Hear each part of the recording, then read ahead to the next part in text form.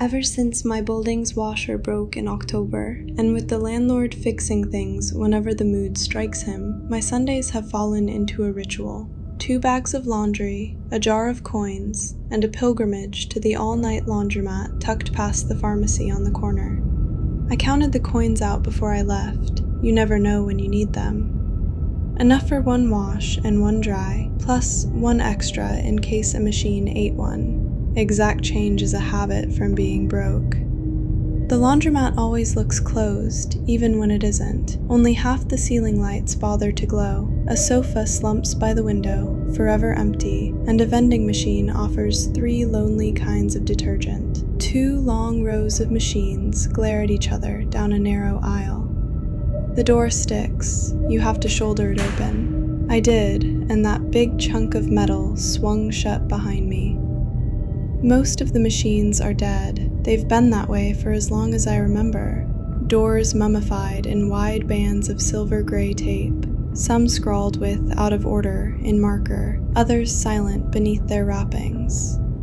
The tape lies in layers, some fresh and gleaming, others yellowed and curling at the edges, as if the ritual of sealing has gone on for years, machine by machine. No one repairs anything here. They just entomb and forget. I'm surprised they haven't shut down this place yet. 3 machines still work. All 3 were running when I came in. That happens sometimes. Other people's laundry spinning on, ownerless and unwatched. I've never seen another soul in here at night, but their clothes are always mid-cycle, so I've stopped questioning it. I drop my bags at the far end, near the humming machines, check the timers, and settled in with my phone to wait. 11 minutes on one, 14 on another. The third one didn't show a time, just the drum turning. 2 machines finished almost in unison. One clicked off, and a minute later the second wound down, its drum slowing, water draining with a long, thirsty gulp. No one came for the clothes. After a polite wait, I opened the first machine to keep things moving and found it empty. Clean, empty, and still warm. I didn't think anything of that either. People forget loads. People are strange at night.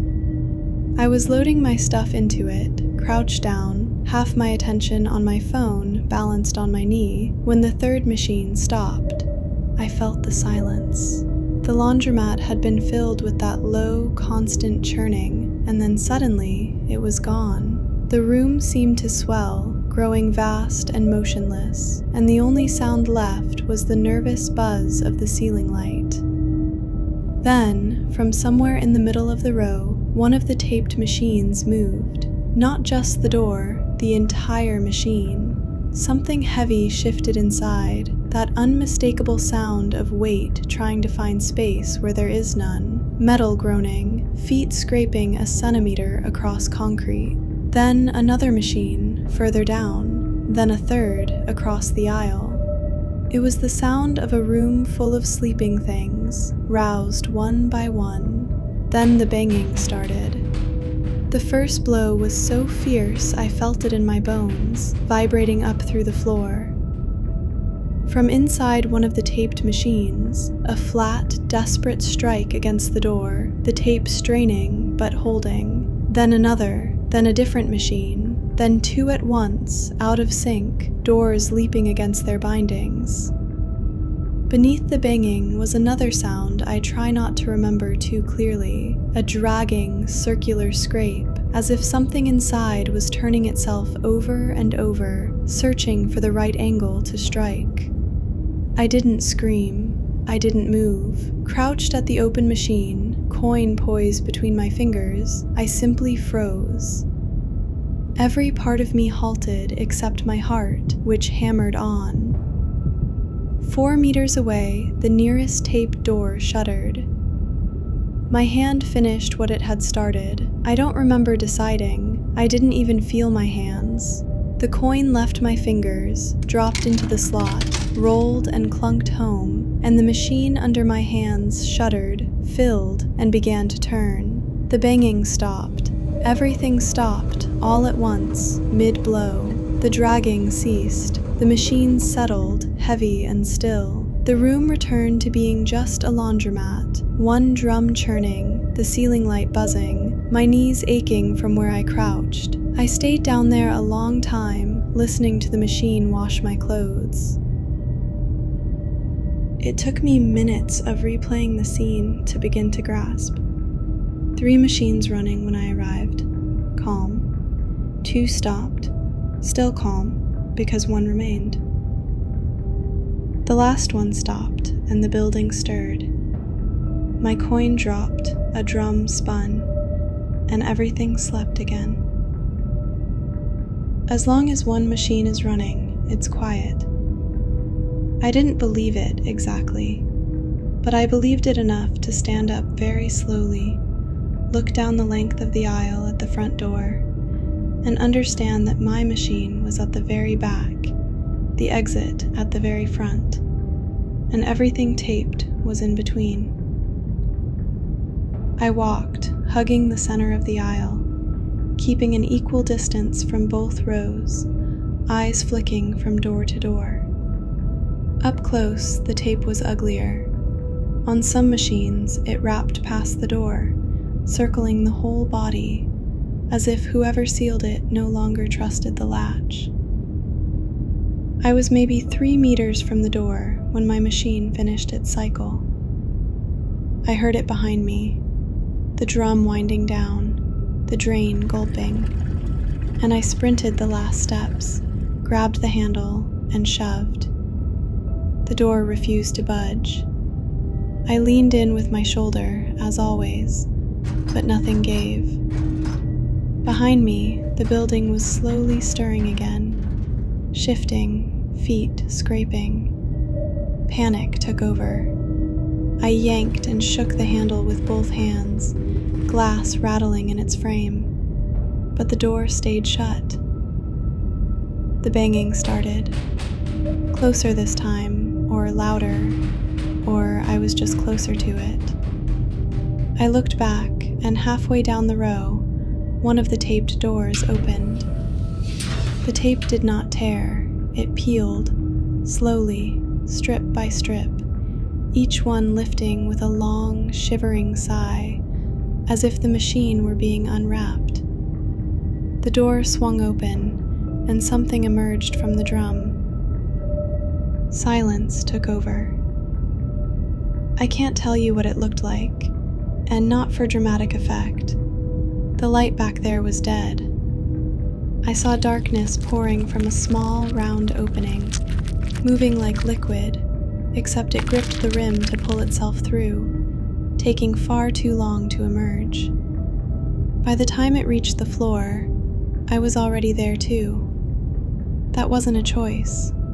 My body dropped me behind the end machine, hands and knees pressed to the concrete, mirroring the thing across the room, both of us low to the ground. I stopped breathing through my mouth. My breath was suddenly the loudest sound in the world. It moved between the rows. I could follow it without seeing. Soft, heavy dragging, and a lighter sound above it, like something brushing along the machines. Each machine it passed fell silent. I stayed down. I peeked when the sound was furthest, one eye past the corner of the machine, into the gap under the row, and once I saw part of it pass a gap, a section of dark and a motion inside the dark, and I put my forehead against the cold metal and kept still until the dragging moved away again. I needed a running machine. That was my entire universe now. But I had no coins.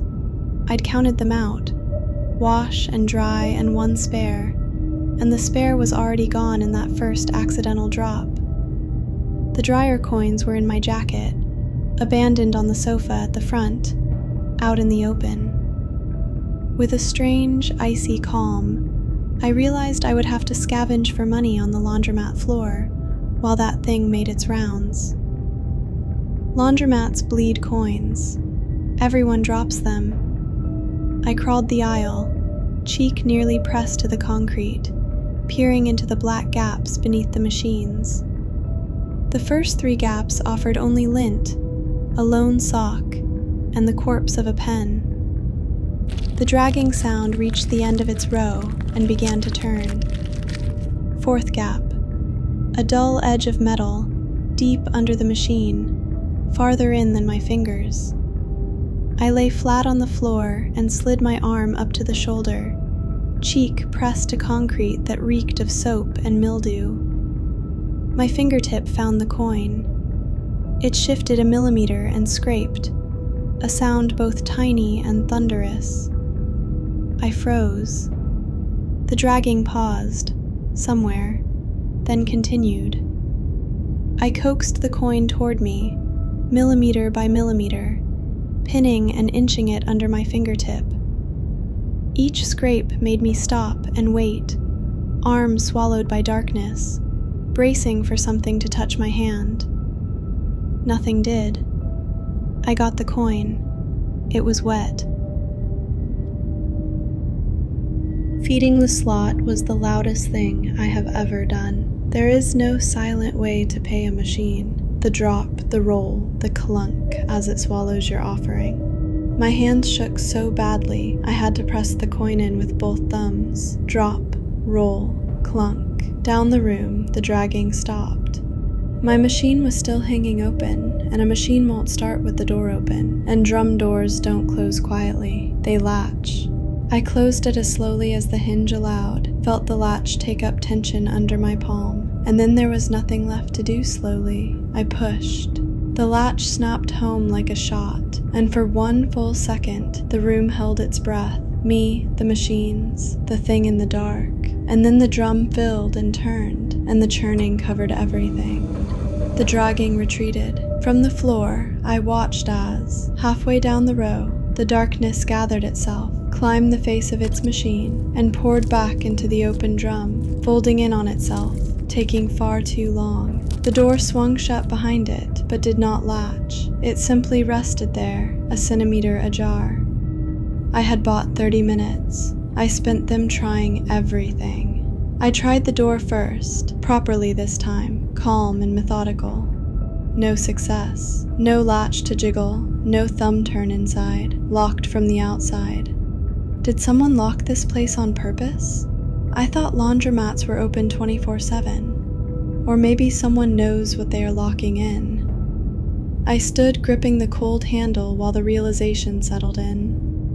The window next, big storefront glass, and a fire extinguisher on the wall by the detergent machine. I swung it like an axe. The glass didn't shatter, it whitened, a slow spiderweb spreading from the point of impact, and held, the way security glass is built to hold. I swung again, and on the third swing, mid-cycle, with my machine still churning, one of the taped machines shifted. Just one, just once. A single settling of weight from a door 2 down from me, while the rule said it should be sleeping. The phone worked. No one will believe that, but it did. Full signal. I called the emergency line and whispered, and the whispering was its own problem. A woman, whispering from inside a locked laundromat about the machines and darkness crawling out of it. I could hear how it sounded as I said it. The dispatcher was nice. She asked if anyone was hurting me right now. She promised a patrol would come by when possible, told me to find a safe place, and stay on the line if I could. I set the phone down on the floor, screen up, and left the line open. My machine's timer read 26 minutes. The last thing I did because of the door that hadn't latched. Its machine sat there down the row, resting a centimeter open, and I couldn't stop seeing it. The tape from its unwrapping lay on the floor in long dead curls, but the roll was on top of the machine. It had been up there the whole time, half used, waiting the way tools wait. I crept down the row and closed that door. It swung shut beneath my hand without resistance, and I pressed until the latch caught, slow and careful, a click like a knuckle cracking. Then I taped it, strip after strip, each one peeled short to keep the rip quiet, laid across the seam just like the others, pressing each flat with my palm while, inside, a hand's width away, the darkness waited and let me work. It let me. Strange. No pressure against the door. No movement. It waited beneath my hands as if it had done this before, and I couldn't tell if I was trapping it or just repeating a ceremony it understood better than I ever could. I used the entire roll, then I returned to my machine, sat on the floor with my back pressed to its warm door, and watched the timer. The patrol would arrive in some number of minutes. My cycle ended in 19. There were no more coins. I'd searched every gap, swept the sofa in the dark, checked every return slot with numb fingers. 19 minutes of quiet, and then the building would wake, the tape would peel, and the doors would open. When the cycle ended, when the drain gulped, the drum sighed to a stop, and silence fell, broken only by the first machine shifting its weight. My heart nearly stopped. The drum behind my back was warm, and if it were empty, it would fit me. These industrial machines are big, and besides, I'd watched something bigger than me come out of one. I opened the door, dumped my wet clothes onto the floor, and climbed in. Knees to chest, shoulders curled to the drum's curve, surrounded by the scent of soap and hot metal, I pulled the door shut behind me by its inside rim, as far as it would go without latching, and held it there with 2 fingers, perfectly still. The glass of a washing machine door is thick and warps everything. The room outside became a smear of gray light and shifting shadows. I heard the peeling, the long sighs of tape, now from more than one machine, the doors, the dragging on the floor, more of them than before. I kept my 2 fingers on the rim and breathed into my knees. Something crossed the glass. Close. Darkness slid across the smeared light, slow and deliberate. A soft drag across the glass, a hand's width from my face, then past and away. It passed. It moved on. I let out a breath into my knees and was still exhaling when the door pressed inward against my fingers, gently from the outside, and latched. Then the coin, the drop, the roll, the clunk of the mechanism swallowing, an unmistakable sound, the loudest thing in the world from inside. The hiss of water followed, and somewhere beyond the drum, faint and final, the whole building settled into quiet. Somewhere near the front, on the floor where I'd left it, the phone had long since gone dark. Someone always comes in eventually, with their bags and their exact change.